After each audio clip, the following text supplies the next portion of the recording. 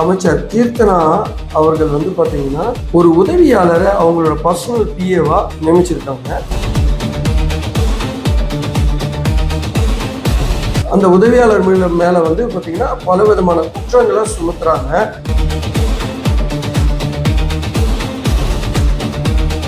அமைச்சர் கீர்த்தனா அவர்கள் தொழில்துறை அமைச்சரா இந்த தவிக அரசாங்கத்தில் இருக்காங்க. எப்ப பார்த்தாலும் ஏதாவது ஒரு சர்ச்சையில மாட்டிப்பாங்க.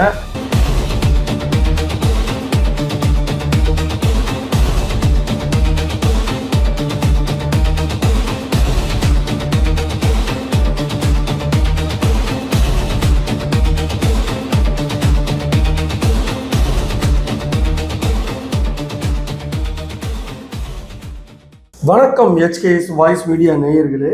இந்த காணொலியில நம்ம என்ன விவாதிக்க போறோம் அப்படின்னா, அமைச்சர் கீர்த்தனா அவர்கள் வந்து பாத்தீங்கன்னா ஒரு உதவியாளரை அவங்களோட பர்சனல் பிஏவா நியமிச்சிருக்காங்க. இந்த நியமனத்துல தான் வந்து பாத்தீங்கன்னா எதிர்கட்சிகள் வந்து கடுமையான ஒரு விமர்சனத்தை வச்சிருக்காங்க. அது என்னங்க, ஒரு உதவியாளர் கூட நியமிக்கிறதுக்கு அமைச்சருக்கு வந்து உரிமை இல்லையா? சும்மா எப்ப பார்த்தாலும் அமைச்சர் கீர்த்தனாவை பத்தி ஏதாவது ஒரு வதந்திகளையும் புரளிகளையும் சச்சரவுகளை ஏற்படுத்திக்கிட்டே இருக்கிறீங்கன்னு அப்படின்னு கேட்க தோணும். நிச்சயமா வந்து இல்ல.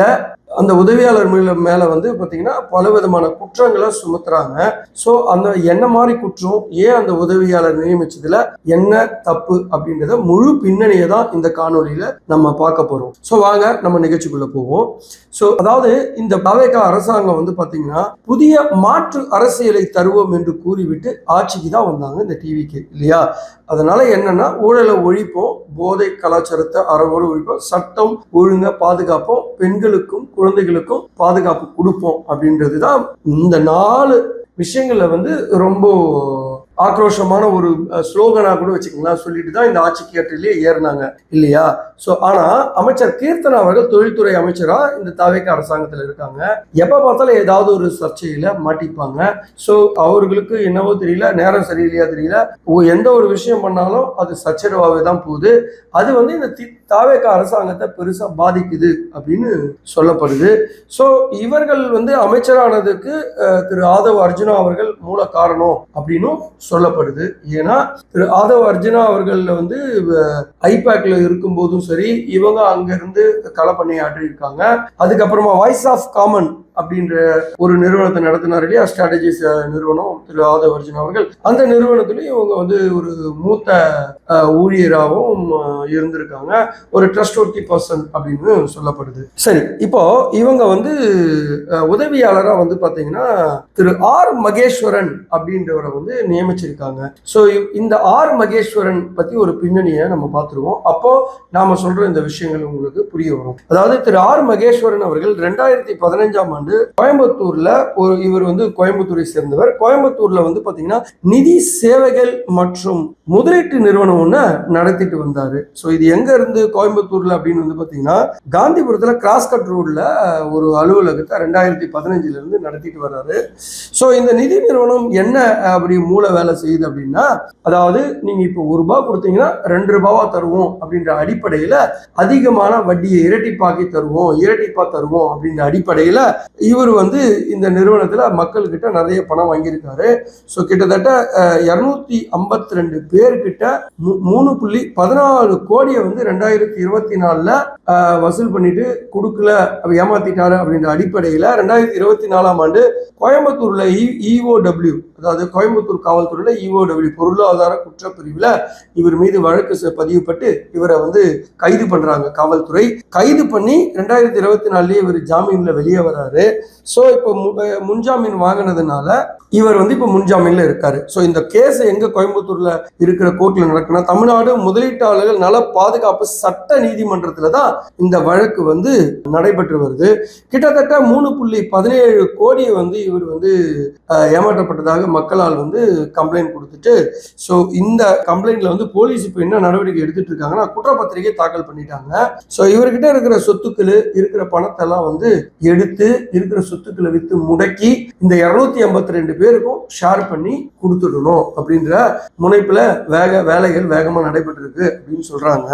சரி, இப்போ இவர் முன்ஜாமீன்ல ஏன் இருக்காரு, இவர் ஏன் வந்து கைது பண்ணல, இவ்வளவு பெரிய தப்பு பண்ணிருக்காரு அப்படின்னா, உச்ச நீதிமன்றத்தோட வழிகாட்டுதல் என்ன சொல்லுது அப்படின்னா, ஒருத்தர் முன்ஜாமீன் பெற்றுறாரு ஒரு வழக்குல, அதே நேரத்துல அந்த வழக்குல குற்றத்த பத்திரிகை வந்து தாக்கல் பண்ணிட்டாங்க அப்படின்னா எந்தவித முகாந்திரம் இல்லாம அவரோட முன்ஜாமீனை வந்து ரத்து செய்ய முடியாது அப்படின்ற அடிப்படையில தான் இவர் வந்து தற்போது வெளியில இருக்காரு. சரி, இந்த மகேஸ்வரன் வந்து பாத்தீங்கன்னா மகேஸ்வரன் அண்ட் அசோசியேட் அப்படின்னு 2015 ஆரம்பிச்சது நம்ம ஏற்கனவே சொல்றோம். இவர் ஒரு நடுத்தர குடும்பத்தை சேர்ந்தவர் தான். இவர் எந்த அரசியல் பின்புலமும் இல்லாதவர் தான். அப்ப எப்படி கீர்த்தனா தொழில்துறை அமைச்சருக்கு வந்து இவர் பழக்கமானாரு அப்படின்னு பார்க்கும்போது, நான் ஏற்கனவே சொன்ன மாதிரி தான் செல்வி கீர்த்தனா அவர்கள் வந்து பாத்தீங்கன்னா ஐபேக் மற்றும் ஷோ டைம் கன்சல்டிங்ல மூத்த அரசியல் ஆலோசகர் மற்றும் தேர்தல் வியூக வகுப்பாளரா இருந்தாங்க. அப்படிதான் வந்து ஆதவ் அர்ஜுனா அவர்களுக்கு பழக்கம் ஏற்பட்டு அவர்களுக்கு தேர்தலில் நிக்கிறதுக்கு சிவகாசியில வந்து சீட்டு கிடைச்சது. வெற்றி பெற்ற பிறகு அவர்கள் என்ன தொழில்துறை அமைச்சர் ஆனாங்க இல்லையா? சோ அவரோட சப்போர்ட்ல தான் இன்னைக்கு அவங்க அமைச்சரா இருக்காங்க. ஓகேங்களா? இதுல எப்படி இவங்களுக்குள்ள தொழில் முறையான ஒரு தொடர்பு இருந்தது அப்படின்னு சொல்லப்படுது. என்ன அப்படின்னா, இந்த ஆர் மகேஸ்வரன் அப்படின்றவர் வந்து பாத்தீங்கன்னா டேட்டா மேனேஜ்மெண்ட், பினான்சியல் மேனேஜ்மெண்ட், அதே போல களப்பணிகள், அதாவது பிளானிங், ஃபீல்டு ஒர்க், இந்த மாதிரி விஷயத்தெல்லாம் ஒரு கார்ப்பரேட் நிபுணத்துவம் பெற்றவர் அப்படின்னு சொல்லப்படுது. அதாவது இவங்க தொழில்துறை அமைச்சராக இருக்கிறதுனால இந்த துறைக்கு இந்த மாதிரி ஒரு குவாலிட்டி உள்ள ஒரு பர்சனா இருந்ததுன்னா இந்த துறையை வந்து ரொம்ப சிறப்பா நடத்திட்டு போலாம், நமக்கும் ஹெல்ப்ஃபுல்லா இருக்கும் அப்படின்ற அடிப்படையில தான் இவர்கள் வந்து திரு செல்வி கீர்த்தனா அவர்கள், தொழில்துறை அமைச்சர் அவர்கள், இந்த ஆர் மகேஸ்வரனை தன்னோட பர்சனல் பிஏவா நியமிச்சிருக்காங்க அப்படின்னு நம்மளால வந்து சொல்ல முடியுது. சரி, அவர் என்னன்னா பண்ணிட்டு போறாரு, எதுக்காக இவருக்கும் இந்த பிஏ போட்டதுனால உங்களுக்கு எல்லாம் என்ன பிரச்சனை அப்படின்னு கேட்கலாம். இல்லைங்க, அதாவது இவங்கெல்லாம் உறுதிமொழி அமைச்சராக ஆகும்போது என்ன உறுதிமொழி எடுக்கிறாங்கன்னா, அதாவது ஒரு தலை சார்பு இன்றி விருப்பு வெறுப்பு விலக்கி பலதரப்பட்ட மக்கள் அனைவருக்கும் நேர்மையானதை செய்வேன் அப்படின்னு சொல்லி கடவுள் மேல ஆணையிட்டு அப்படின்னு சொல்லி சொல்லுவாங்க இல்லையா? சரி, அப்படி நேர்மையானதை இவர் செய்வாரா? மக்களோட பணத்தை ஏமாத்திட்டு கிட்டத்தட்ட 3.17 கோடிய சுவாகா பண்ண இவரு, இப்படி ஒரு மனுஷனை நீங்க பர்சனல் பிஏவோ போட்டா எப்படி அந்த துறைக்கும் ரகசியங்களையும் நேர்மையானவராகவும் இருப்பாரு அப்படின்னு நீங்க நினைக்கிறீங்க? அமைச்சர் அவர்களே, நீங்களே சொல்லுங்க.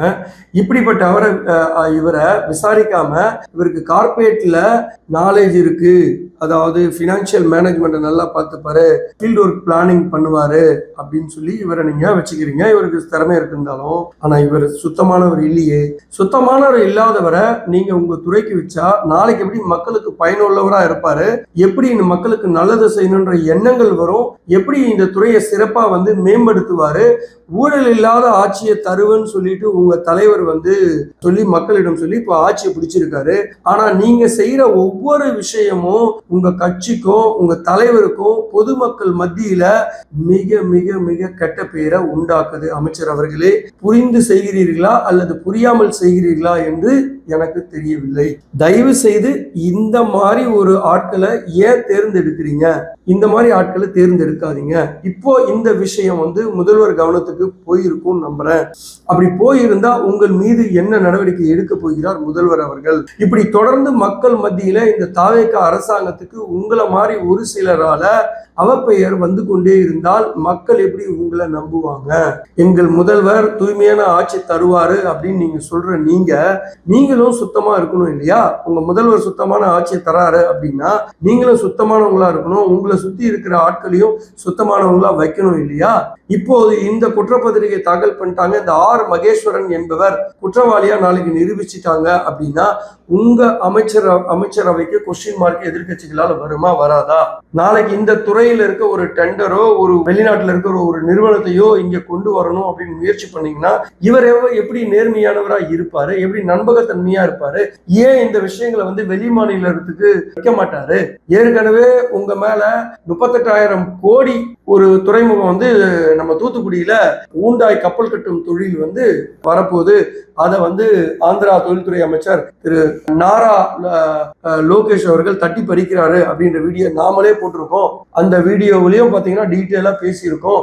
இந்த மாதிரி நம்ம வந்து ரொம்ப அமைதியா போயிடுறோம், அதை வந்து கம்ப்ளீட் பண்ணாம இருக்கோம், எங்கேயோ ஒரு இடத்துல கேப் விட்டீங்க, அந்த கேப்பை ஃபில் பண்றதுக்காக கிட்டத்தட்ட 15 நாள் வந்து பாத்தீங்கன்னா சியோல்ல, தென்கொரியாவில் இருக்க சியோல்ல போய் தங்கி அந்த நாரா லோகேஷ் வந்து பாத்தீங்கன்னா அவங்க தலைமை இயக்குனரை, அந்த ஊண்டாய் கப்பல் கட்டும் தொழில் இருக்கு இல்லையா, அந்த நிறுவனத்தோட தலைமை இயக்குனரை போய் சந்திச்சுட்டு வந்தாரு. அது தமிழகத்தை விட்டு கை போகுதா, அந்த நிறுவனம் இங்க வராதா, அந்த தொழில் இங்க தொடங்க மாட்டோமா, இதனால இளைஞர்கள் வேலை வாய்ப்பு போயிடுமா அப்படின்னு சொல்லி கவலைப்பட்டு இருக்க இந்த நேரத்துல இந்த மாதிரி ஒரு பர்சனை உங்களுக்கு பிஏவா நியமிக்கிறதுனால உங்களுக்கு என்ன பலன்? தயவு செய்து உங்களை சுத்தி இருக்கிறவங்க எல்லாம் கரெக்டான ஆளா இருக்கிறாங்களான்னு வச்சுக்கிட்டு அதன் பிறகு செயல்படுங்க அமைச்சர் அவர்களே. ஸோ இது வந்து மக்களே உங்களுக்கு ஒரு கவனத்துக்கு இதை நான் கொண்டு வந்திருக்கேன். இதுல ஏதாவது சரி தப்பு அப்படின்னு உங்களுக்கு தோணுச்சுன்னா, ஸோ இதுல எந்த கட்சி பாகுபாடு இல்லாம தான் நம்ம ஒரு விஷயத்த ஷேர் பண்றோம். இதுல உங்களுக்கு ஏதாவது கருத்துக்கள், மாற்று கருத்துக்கள் இருந்துச்சுன்னா கண்டிப்பா கமெண்ட்ஸ்ல போடுங்க. இதை பத்தி உங்ககிட்ட நம்ம விவாதிக்கலாம். ஸோ இதே போல இன்னொரு காணொலியில உங்களை சந்திக்கும் வரை உங்களிடமிருந்து விடைபெறுவது உங்கள் HKS. நன்றி, வணக்கம்.